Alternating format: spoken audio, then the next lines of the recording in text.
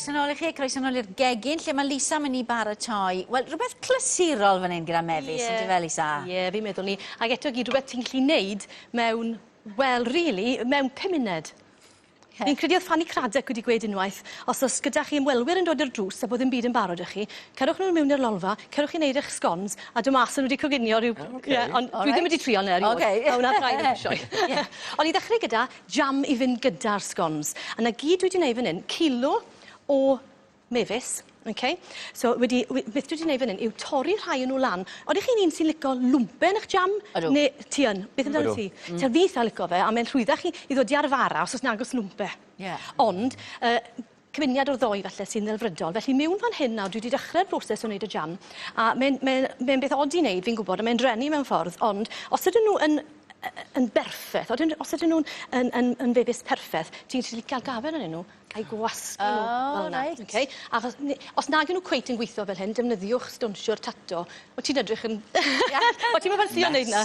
Mes, mae'n wneud mes. Ond beth ni moyn wneud yw gwasgu'r sydd mas a gwasgu'r ffrwyth fel bod e'n mynd i fynd yn bisius man mewn yn y jam. Nawr, mewn fan hyn, sa'n mwsty'r camera yn gallu gweld hwnna, ond fi wedi just berwi nawr hanner yr kilo o fefus gyda kilo, o siwgr. So i bob kilo o ffrwyth, mae eisiau kilo o siwgr. Fel chi'n gallu gweld, dyw e ddim yn rhywbeth falle sydd yn dda i ni, ond mae fe'n flasus. Ond mae fe'n neis. Ond oedd y pryd cyntaf nes ti yn dda i ni, so... Ie.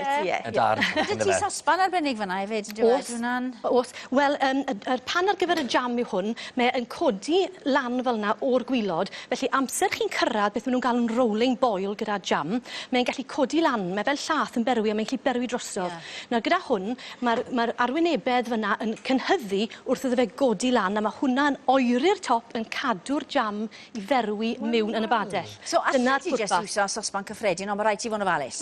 Bod yn ofalus a wneud tamed bach yn y gwylod yn hytrach na llenwi'r pan neu bydd e drosto.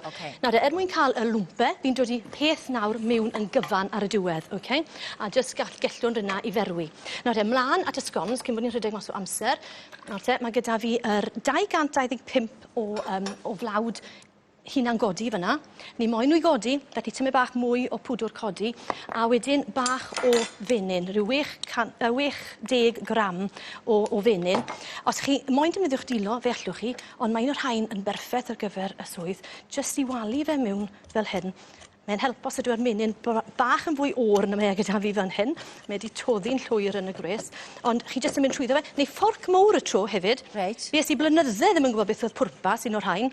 A fe wedodd menyw wrtha unwaith, prynain o'r hyn awr, beth yw e? A wedodd hi, mae'n disgo fel wisg, a mae'n brwti bod ym mhob siop ar farchnad yn y wlad. Felly, chi'n gallu ffindo nhw, a dyna fe, a mae'n help mawr, yn wedig falle os chi'n modd gwnegon gyda chi, a bod chi ffili rhwbo mewn yn rhwydd iawn. Melysu gyda siwgr, a wedyn yr unig beth arall sydd angen arno ni yw bach o... Gallwch chi ddefnyddio hufen, llath, neu beth yw hwn yw'r buttermilk, sef yr llath, neu'r dŵr sydd fel llath sy'n dod i ffwrdd amser chi yn neud menyn. Fel llath enwyn, de? Ie. So amser chi'n neud menyn, mae'r braster yn neud y menyn, a hwn wedyn yw'r llath sydd yn dod i ffwrdd. Felly, just dod i digon fel bod e yn dod yn un twlpyn bach neis. Dim rhy glib, ond eto i gyd dim yn rhy sych chwaith. So, neu hwnna'r tro fi'n credu. A wedyn, jyst dod â hwn at ei gilydd yn gloi iawn. Dwi'n mynd moyn gweithio gormod ohono fe, neu mae'r gluten yn cael ei weithio, a mae'r sgons yn mynd yn galed. Llwch chi wasgu fel awr, neu llwch chi i rolio nhw fel yna. Fwya tal chi moyn eich sgons, mwya tal chi'n gadael nhw. A wedyn, fi'n mynd i wneud rhywbeth bach twt. Dodwch yr torwr mewn yn y blawd.